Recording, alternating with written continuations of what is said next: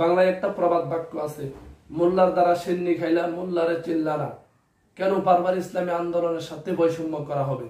এটা হতে দেওয়া যাবে না। ইসলামী আন্দোলন বাংলাদেশ কি করেছে এটা আমরা স্বচক্ষে দেখেছি, মাঠে ঘাটে আমরা ছিলাম। ইসলামী আন্দোলন কি করেছে? গণ অভ্যুত্থান 5 আগস্ট ইসলামী আন্দোলন বাংলাদেশ মারাত্মক ভূমিকা রেখেছে।